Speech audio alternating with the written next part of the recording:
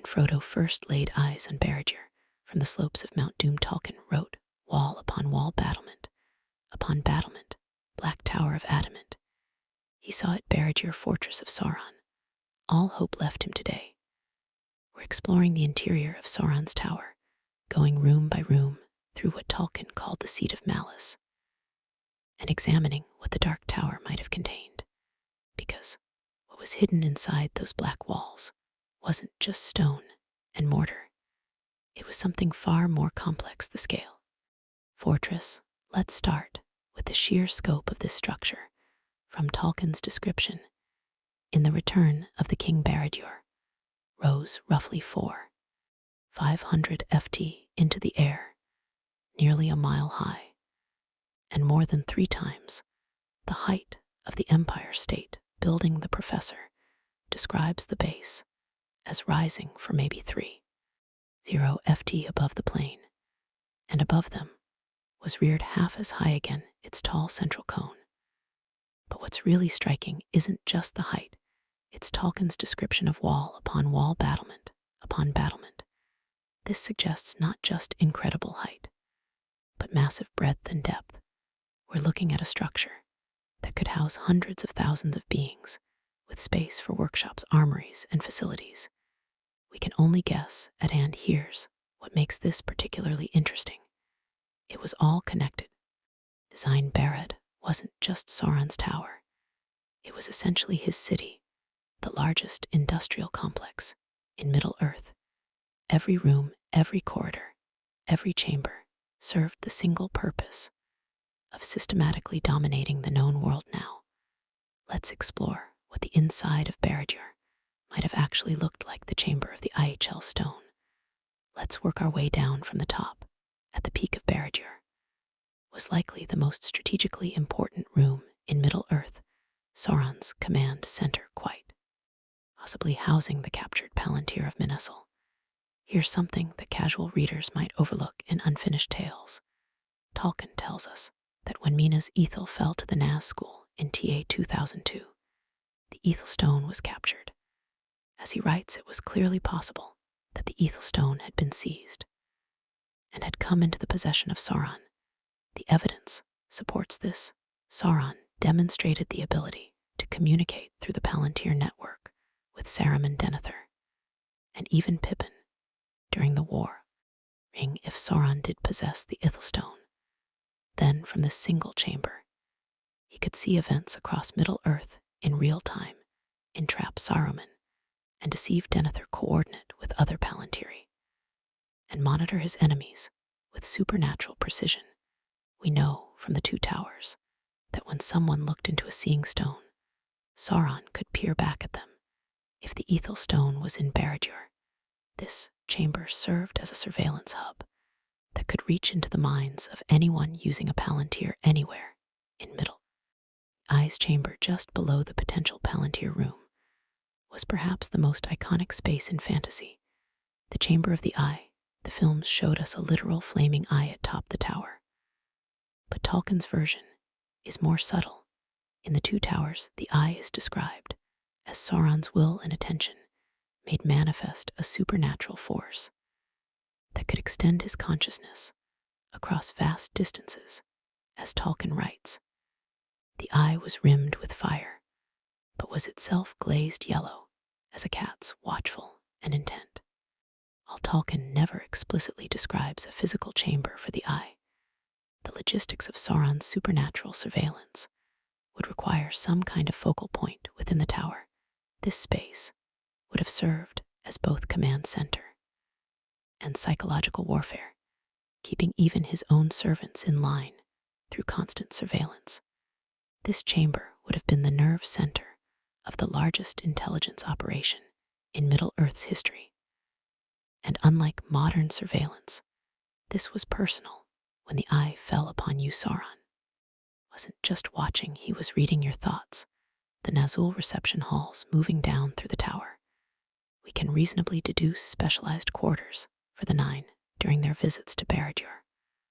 While the Nazgul primarily resided in Minas Morgul, they would have needed appropriate accommodations. When summoned to Sauron's presence, These wouldn't have been ordinary guest rooms, but specialized facilities for beings existing between life and death.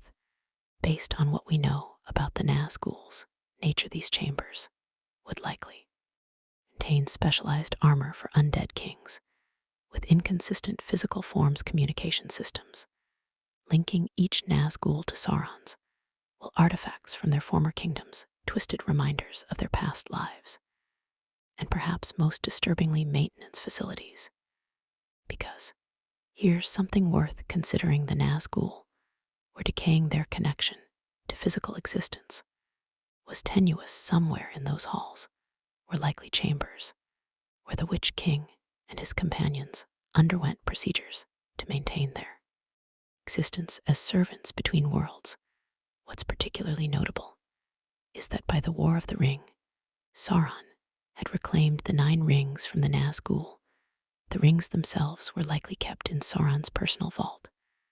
Another layer of his absolute control, the mouth of Sauron's diplomatic suite. One often overlooked resident of Barad-dûr is the mouth of Sauron, not just Sauron's herald, but a man transformed over centuries into something that could survive as the Dark Lord's voice to the outside world. While Tolkien doesn't describe his quarters directly, we can infer his chambers would have included a diplomatic suite for receiving emissaries, communication facilities for coordinating with Sauron's human allies in the east and south, and archives containing detailed intelligence on every major figure among the free peoples. The mouth knew everyone's secrets, weaknesses, and fears. His chambers probably hosted a vast library and were essentially headquarters for Middle-earth's most sophisticated espionage network. A detail that stands out from Tolkien's writings is that the mouth of Sauron had forgotten his own name. He had served Sauron for so long that his very identity had been consumed. His quarters would reflect this: a place where personality and individuality had been systematically erased and replaced with pure function. The great armory. Now we reach what was likely the true industrial heart of Barad-dûr, the weapons production levels. This wasn't just storage, this was manufacturing capable, equipping armies numbering in the hundreds of thousands. The armory levels would have contained forges working metals that could harm even the Eldar assembly lines, producing weapons at industrial scale, quality control stations, and specialized workshops for creating unique horrors like the Morgul blades, the Morgul knife that wounded Frodo, likely crafted here, the black arrows that could pierce a strong mail, mass-produced in these halls. But the most significant aspect isn't the scale, it's the intent. Each weapon was crafted not just to kill, but to corrupt. Blades that carried curses, arrows that spread despair, armor that amplified the wearer's cruelty. Remember, Sauron was once Myron, greatest of a lesser, a spirit of craftsmanship and creation. His armories would have reflected this perverted genius, where the art of making had been twisted into the science of destruction. The breeding laboratories. Here we enter territory that's largely informed speculation, though based on what Tolkien tells us about orc origins. While the Silmarillion tells us that orcs were originally bred by Morgoth in mockery of the children of Ilúvatar, the details of how this corruption continued under Sauron are left to our imagination.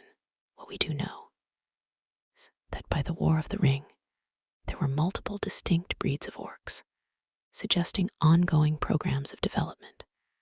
The various types, from smaller goblins to greater rooks, didn't appear by accident. Based on this evidence, somewhere in Barad-dûr's systematic work would have continued surgical modification of captured beings, conditioning programs, selective breeding to create specialized varieties, and development of new species like the Alk-hai. But here's a troubling question. If Sauron had inherited and perfected Morgoth's methods over millennia, what other experiments were in progress when the ring was destroyed? What incomplete horrors were left behind, whose chambers Tolkien wrote that orcs were ruined, and twisted forms of elves, imagined chambers, where once immortal beings were systematically broken and remade into monsters. The psychological horror of such a place would be beyond comprehension. The communication nexus deeper in the fortress would have been what might have been the most strategically important section, the intelligence and coordination hub. This wouldn't have been just a message center. It would have been the nervous system of Sauron's empire. From his chambers, orders could be dispatched instantly across Middle-earth through supernatural means, allowing Sauron to issue commands to armies thousands of miles away, coordinate simultaneous attacks, monitor spy networks, and track the movements of the Fellowship. The operators wouldn't have been willing servants.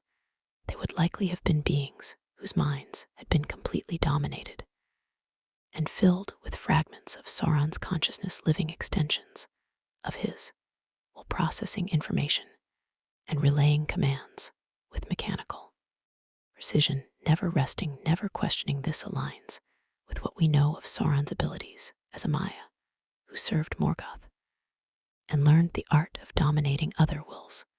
The communication nexus would have been the physical manifestation of this power, a place where minds work together in a precursor to modern telecommunications, but far more personal and invasive. When the eye fell upon you through the system, Sauron wasn't just watching, he was inside your mind. The industrial levels hear something often overlooked. Barad-dûr wasn't just a fortress, it was a completely self-sustaining complex. The logistics of keeping such a massive structure operational would require entire floors dedicated to food production for hundreds of thousands of inhabitants, water treatment systems, waste disposal maintenance workshops, and raw material processing for mines throughout Mordor. This is where Sauron's background becomes relevant. He was a being who had witnessed Angband, Morgoth's great fortress of the First Age. He would have learned from those designs and improved upon them, creating industrial systems that were both more efficient and more integrated. And this is where Sauron's genius becomes apparent. He didn't just build a fortress, he built a perfectly integrated ecosystem of oppression. Every system would have reinforced the others in an endless cycle of militaristic efficiency, food production, tied to work quotas, waste disposal systems that could be weaponized, maintenance schedules designed to prevent any gaining too much knowledge of the overall structure. The Black Pits. Now we reach the most notorious section, the Black Pits, where Sauron's prisoners faced systematic psychological destruction. The Black Pits weren't just dungeons, they were laboratories for destroying hope. Tolkien specifically mentions this as where Gollum was imprisoned and interrogated for 8 years. Between TA 3009 and 307, Gollum was held here, questioned by the mouth of Sauron himself. The Black Pits would have been designed with supernatural precision, cells where time moved differently, chambers projecting visions of suffering loved ones, interrogation rooms using methods beyond physical torture, and holding areas for prisoners serving specific purposes. The system would have been carefully calculated, just enough death to maintain terror, just enough survival to encourage cooperation among new prisoners. Refined cruelty, perfected over millennia. Sauron was once known as Gorthor the Cruel, even among Morgoth's servants. His methods were legendary. The Black Pits would have been the culmination of this expertise, a place where even the strongest minds would eventually break, as Gollum's did the servants' quarters. Finally, let's consider an often overlooked aspect where everyone actually lived. Barad-dûr housed hundreds of thousands of beings, orcs, humans, trolls, and creatures. Unnamed, they all needed places to exist, and those quarters would have been designed as tools of control, overcrowded barracks, preventing rest, privacy, mess halls where food distribution, controlled behavior, recreation areas, encouraging violence and competition, and surveillance systems, monitoring every interaction. The hierarchy would have been deliberately structured to turn everyone against everyone else. Orcs competing with trolls, corrupted men looking down on orcs, and everyone living in constant fear of being replaced or promoted to more dangerous duties. A society built on suspicion, betrayal, and perpetual threat of violence. And it worked perfectly for over 15 centuries. What makes this particularly notable is that Sauron, unlike Morgoth, didn't create suffering for its own sake. Every aspect of cruelty in Barad-dûr would have served a purpose. The miserable conditions weren't neglect. They were carefully engineered with the purpose of maximizing productivity and minimizing rebellion. It was oppression refined to an art form, the Mount Doom connection. Here's one of the great mysteries. How was Barad-dûr connected to Mount Doom? We know the One Ring was forged in the fires of Mount Doom, not in Barad-dûr. But the two locations must have been connected somehow deep within Barad-dûr. There were likely secret tunnels, allowing Sauron access to the Sammathnow channels, directing volcanic energy for powering Forge's evacuation routes, and possibly ways to influence the volcano's eruptions. This connection would not only be practical, it would be symbolic. Mount Doom was where Sauron poured much of his native power into the One Ring. The passages connecting it to Barad-dûr would have been more than tunnels. They would have been conduits of power, the deepest mystery. But there's one aspect we haven't discussed. What happened to all the accumulated knowledge for over 3 millennia from his return around the year 10 of the Third Age until his defeat in 39 of the Third Age? Sauron had been accumulating intelligence strategies, magical research, and plans for domination. All of that would have been stored somewhere. What would Sauron's private archives have contained? Complete psychological profiles of every major leader in Middle-earth, detailed maps of every fortress, and secret route research notes on fundamental forces of creation and corruption, backup plans for various scenarios and contingency protocols for rebuilding his power. Tolkien deliberately chose not to show us the interior, and perhaps that's for the best. But the question remains: when Barad collapsed, what happened to all that knowledge? And here's a sobering thought. Sauron was a Maya who had existed since before Arda's creation.